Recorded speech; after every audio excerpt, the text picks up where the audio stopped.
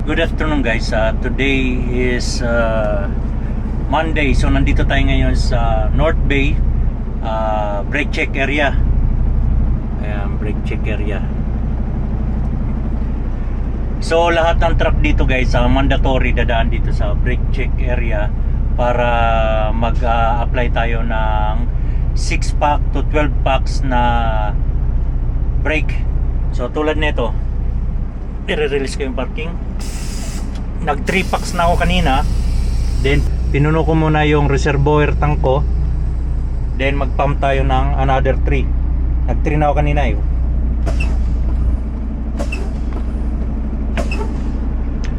Then i-maxi ulit natin. So ganyan yung 6 pack to 12 packs na brake check.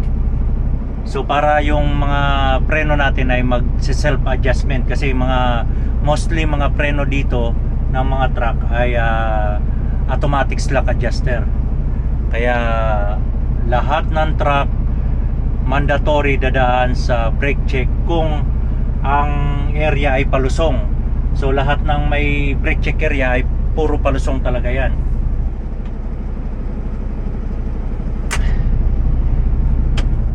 Ikutan muna natin yung truck natin. Pinatay ko muna dahil So yung guys, may nakita akong video, viral yata yung video na yon. May nakita akong dump truck na nawala ng preno daw.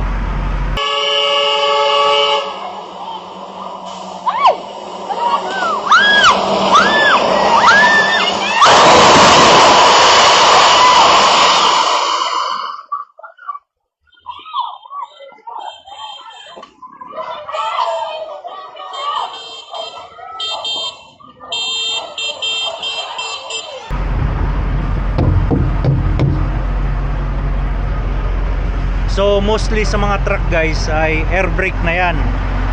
Yung mga truck na hydrobox parang wala na yan. Sa mga 6-wheeler na lang yan yung may hydrobox na preno. So mostly mga truck ngayon, lalo yung mga dump truck ay mga air brake yan. So hindi ako naniniwala na yung mga truck ay nawala ng preno. So ang nangyari dyan ay driver failure.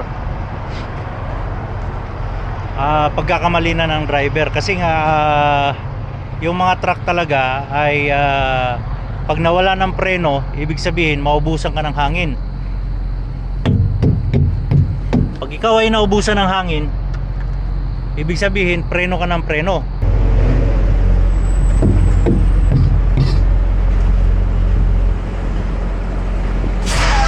Dahil pag preno tayo ng preno, nakababad ang preno, na ang paa natin sa preno, masusunog talaga yung brake lining natin.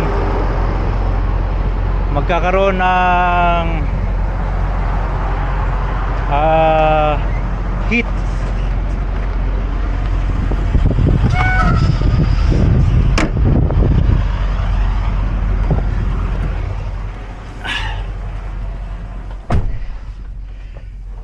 So yun, base sa obserbasyon ko doon sa dump truck na nawalan daw ng preno, hindi ko alam kung mahabang palusong ba yun or maiksi lang. So sa obserbasyon ko ay medyo mahaba yung palusong na yun. So tingin ko panay preno yung driver hanggang sa, kasi medyo mabagal na siya medyo mabagal na, nakatalon pa siya So ang obserbasyon ko doon guys ay nagbababad sa preno yung driver. Hindi ko sure yun lang sa obserbasyon ko. Nagbabad sa preno dahil nga palusong, mabigat, panay preno. Ngayon tapos sa tingin ko bumunot pa siya ng kambyo para magbawas ng kambyo. Ngayon hindi niya na maipasok. Yun ang sa tingin ko hindi niya na maipasok yung kambyo niya dahil nga wala na sa timing, di ba? Galing ka sa matulin, ikakambyo mo sa logger, so mabilis. Ang diskarte niyan guys ay lagyan nyo ng RPM. Bukod sa clutch, RPM nyo. Kahit anong klaseng truck yan, lagyan nyo ng RPM basta nagbabawas kayo ng cambio. Hindi porket malambot yung clutch, malambot yung cambio, wag kampante na kayo na hindi gagamit ng RPM. Mas maganda gamitan nyo talaga ng RPM dahil yan ang kumukuha ng timing, katulad ng mga American truck. Timing yan yung gear niya para pumasok. So ang advice ko lang, isang tapak na madiin ang pagpreno, hindi yung nagbababad tayo sa preno. Isang tapak madiin, bababa ka agad yan, tapos magbawas kayo ng cambio. Huwag kayo magbabawas ng cambio na matuling yung takbo nyo, na hindi pa kayo nagtapak sa preno. Isang tapak na madiin, bitaw. Yan ang pinaka-diskarte. Huwag nyo ibabad. Babagsak agad yung niyan, RPM niya. So ipapakita ko sa inyo guys kung paano ang diskarte ng palusong. Mostly kasi dito, alam ko lahat ng mga truckers dito, mga buhabiyahe ng BC, lumulusong kami ng 110 to 120 km per hour. Hindi yan biro, hindi yan joke. Alam lahat ng mga truckers dito, pero hindi lahat magaling. Marami ring nasusunugan ng preno. Hindi ko sinabing Pilipino, hindi ko sinabing puti, pero meron nasusunugan ng preno dahil sa maling paggamit ng preno. So ngayon, bibigyan ko lang kayo ng konting idea. Hindi ako magaling guys, hindi ako magaling. May idea lang ako sa Pilipinas. Mas nadagdagan pa nung nandito na ako, dahil nasa proper na ang pagbawas ng cambio, nasa proper na kung paano gumamit ng preno. Alam ko naman yan sa Pilipinas, pero mas nadagdagan pa yung kaalaman ko dahil sa dito sa Canada guys. Hindi mo kailangan na alam yung lahat ng klase ng parts ng truck, ng makina. Ang aalamin lang natin bilang isang truck driver, kung paano natin i-manage yung truck. Kaya sa driving school dito, basic lang ang tinuturo nila, yung basic pre-trip. Yung nakikita, vision lang. Kung nakikita natin kung anong daily routine ng isang truck driver. Then tinuturo nila sa driving school, from high gear to low gear magbabawas, hindi nag-neutral. So bawas ang cambio from mataas, pababa hanggang sa hihinto ka. Ngayon nasa diskarte na natin yan kung may lisensya na, di ba? Ngayon ma-adapt natin yan pag nasa actual na tayo, yung sarili na natin, wala ng instructor. Magagamit talaga natin at gamit na gamit yan. So kung yung dump truck na yun ay napakabigat ng karga, mas lalo itong mga dala namin dahil Super B. Ayan. Tulad niya Super B. 2 trailer. Ibig sabihin, mas mabigat ito. Ang kumakarga kami sa load pa lang ng maximum 45 tons. Maximum 45 tons. So, plus truck, kaya mas mabigat. Papakita ko sa inyo yung paano ako magbawas ng cambio sa palusong. So hindi ito guys, ano ko lang, para sa mga baguhang truck driver na wala pa gaanong experience sa mga lusong ahon. So magbibigay lang tayo ng idea, magsi-share lang ako. Hindi ako magaling, ituturo ko lang, magbibigay lang ako ng idea about sa experience ko. So kayo na lang ang humusga kung tama ba yung ginagawa ko o hindi. Kung mali yung ginagawa ko, huwag nyo susundin. Kung tama, pick upin nyo yung tama lang. Pero kung mali, huwag nyo pick upin. Alright, so tara, let's go.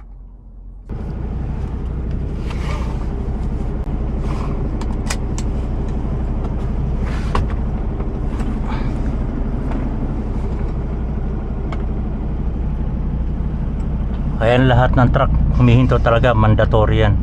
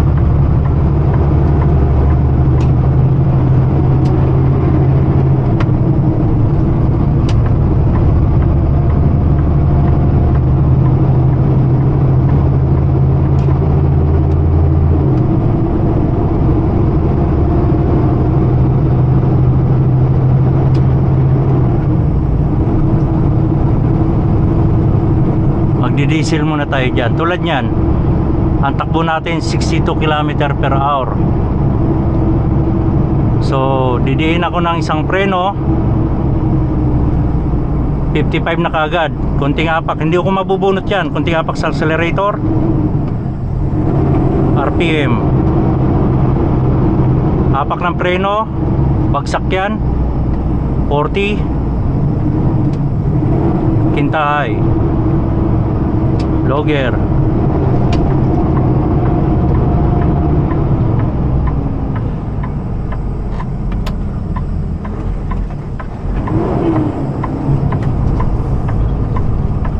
Ano, hindi ako maapak ng clutch.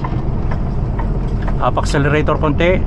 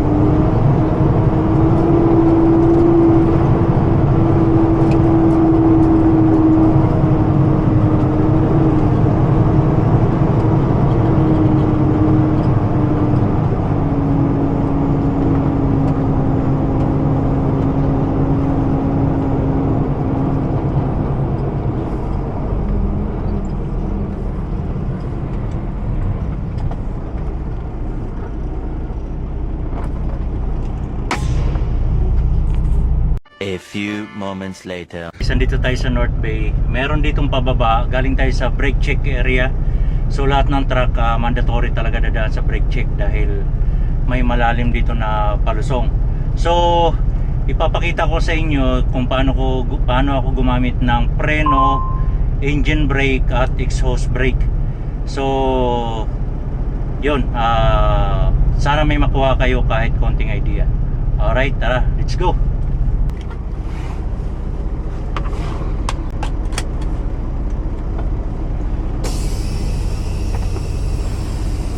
Palusong kasi yung pinaradahan natin, kaya minaksi ko yung parking brake tsaka trailer brake dahil full load tayo pababa itong hinintuan natin. Okay.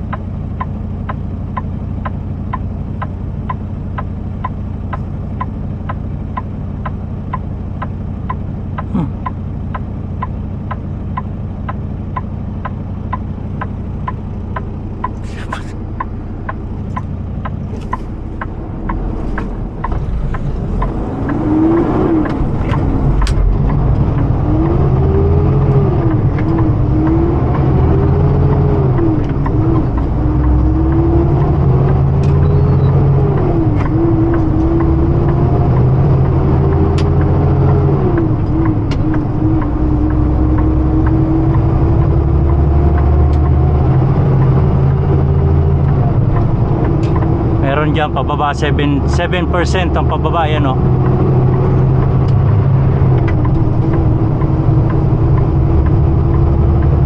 So yung speed limit natin 48. Itong maliit ha, itong maliit.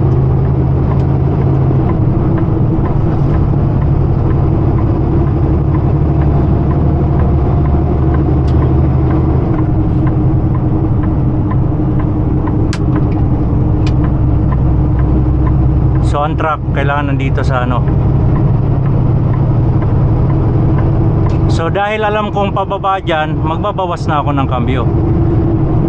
So naka 7 low tayo. Ang speed natin matulin. Aapak ako ng isa, preno, bawas. So bumaba na ng 56, di ba? Gusto ko pa magbawas. Isa pa, splitter low. Matulin, di ba? Tumutulin. Apak isa, madiin, bitaw.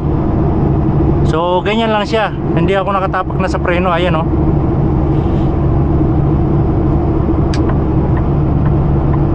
So hindi lang tayo drive ng drive. Aralin natin yung kalsada. Alamin natin kung saan yung palusong. Pag hindi natin kabisado, sa taas pa lang magbabawas na tayo ng kambyo. So naka 6 talo tayo. Tumutulin tayo. Isang apak lang ako ng preno, isang diin. O bitaw.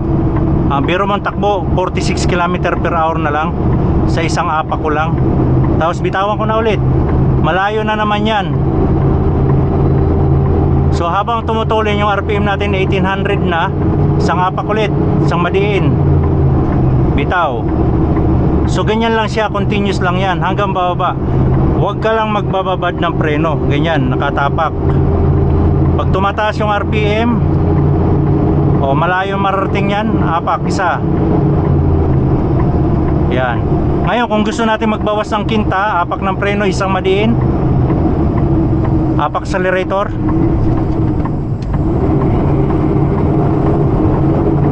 kinta high. So engine brake yan. Naka exhaust number 3 tayo. O bawas tayo kambyo, kinta low, apak accelerator. Ngayon apak preno isa, madiin, neutral, kwarta low, apak isang madiin, apak accelerator, tercera high, halo.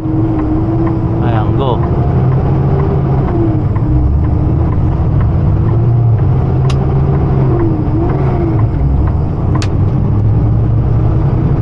Ganun lang pagbabawas ng kambyo. Hindi natin kailangan apurahin. Bawas ang kambyo. Apak na madiin, isang preno. Ayan. O, gunaw naman, o. Kinta high.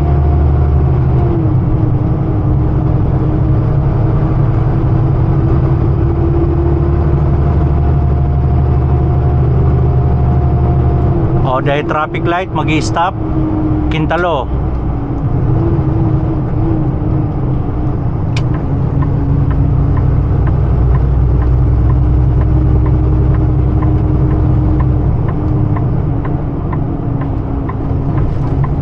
Bawas ako, kwarta high. Kasi traffic light.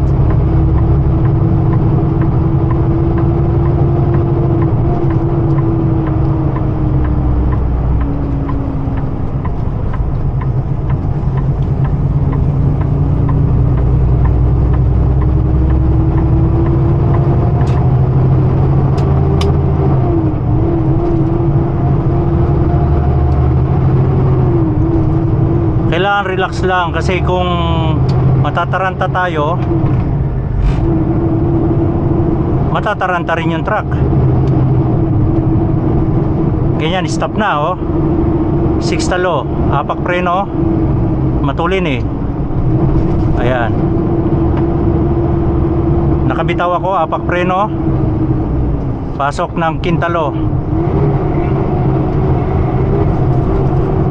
Ganyan lang. Apak madiin na preno, mabagal na, isang apak lang.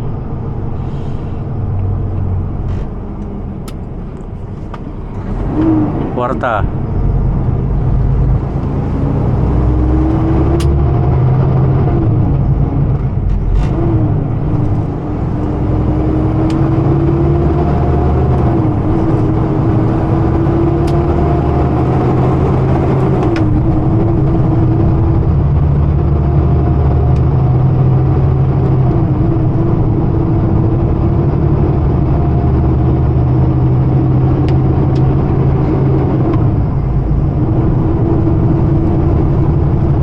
lang paggamit. Isang tapak lang naman diin. Pag bumagal, doon na mag-start magbawas ng kambyo. Huwag yung nakababad lagi ang paa natin sa preno.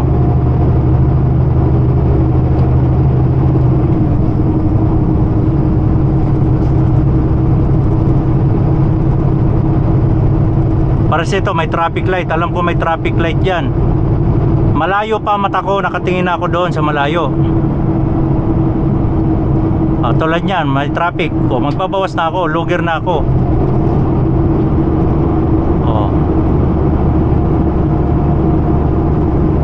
Kahit anong bigat ng load natin, kaya niyang pahintuin basta nasa tamang pagbabawas ng kambyo. Ito, naka 70 tayo.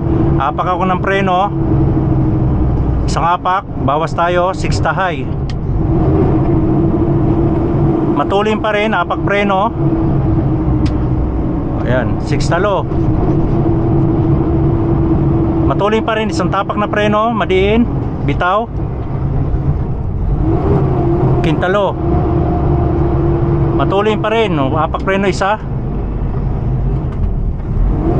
Kwartalo. So mabagal na yan. Kataas tayo. Kaya nang ipreno yan nang dahan-dahan. Ayan. 'Di ba? Huwag tayo mag-neutral. Ito, naka kwartalo tayo. Balik ako neutral. Lolo. 'Di ba? Yun lang guys, para hindi tayo maalanganin sa palusong. Ganyan ang paggamit ng preno, exhaust brake at engine brake.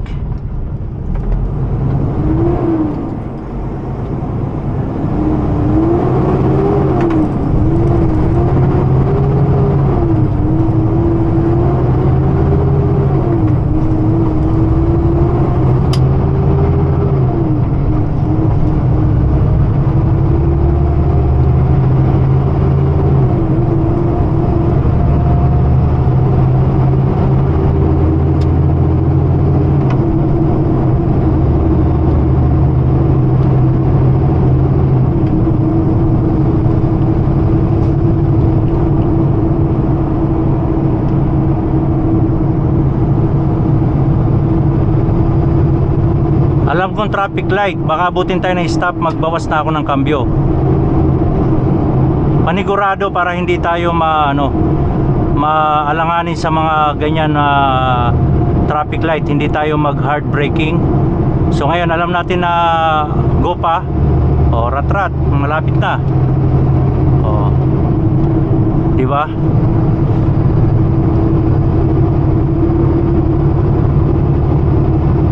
Ngayon, alam ko sa traffic light mag-i-stop. 6 talo.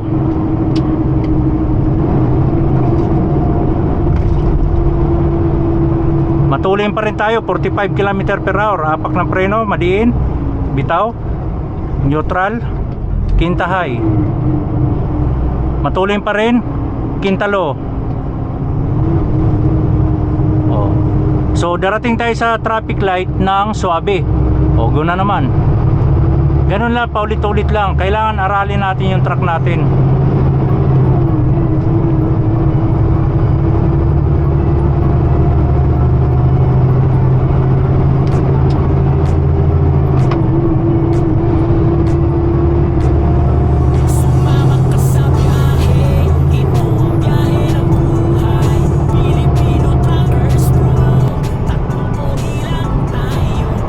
May naligaw sa Canada na multicab. Ayan, rumaratrat yung multicab. Meron din pala dito niyan. Ayan, kakapiranggot.